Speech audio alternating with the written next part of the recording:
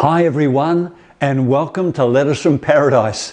We're celebrating episode number 50 with a dinner party.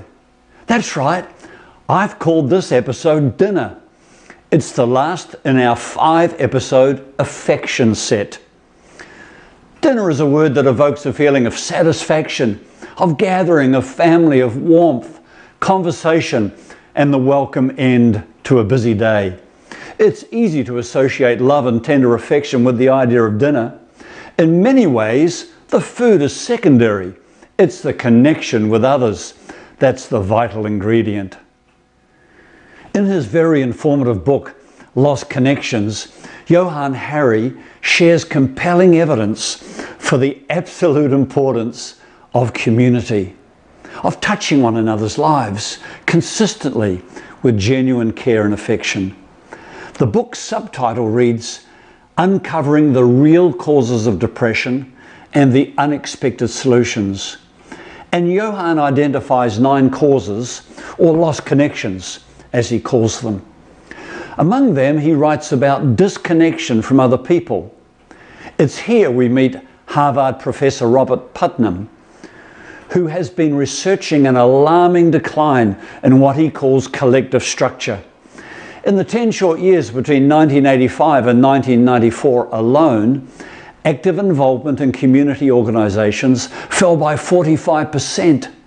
We dropped out of community and turned inward, trends that have only accelerated since. And it's not just community. Putnam shows that virtually all forms of family togetherness became less common. We do things together less than any humans who came before us, he says. Understanding the link to depression, a medical practice in London started prescribing one of over 100 different ways to reconnect with the people around you. And this social prescribing is having amazing results. I've been well aware of the significant decline in church affiliation and participation statistics during the past half-century. But I'd not realised that this was part of a much wider trend in society.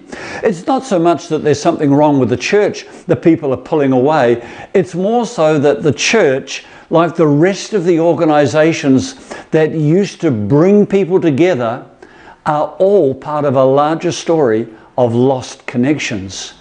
And with it, an alarming rise in loneliness, anxiety, and depression. Actually, it's killing us.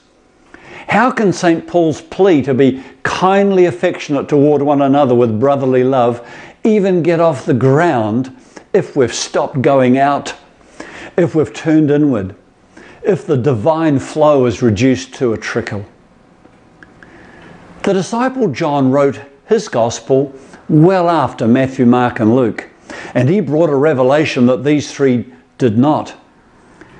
His very first sentence portrays the affectionate face-to-face relationship between the loving Father and the Son. This revelation continues through John's Gospel and unveils how in Christ mankind becomes wrapped up in this intimacy, this great dance of affection and joy. When John came to write his first letter, he uses the Greek word koinonia, which is translated fellowship and means the kind of participation in community where authentic connection, engagement, and affection flourishes. To think of fellowship as attending a meeting completely misses the power of this word. But here's the startling thing. John, as an old man, is writing to a generation who were not contemporary with Jesus, never got to connect or engage with him as he, John, had done. However, he tells them that when they fellowship with one another, they are in fact affectionately engaging with Jesus and his Father. They are at no disadvantage. The same camaraderie and brotherly love enjoyed around the shores of Galilee with Jesus, they too are enjoying a generation later. It's not just like the koinonia John had with Jesus, it is it.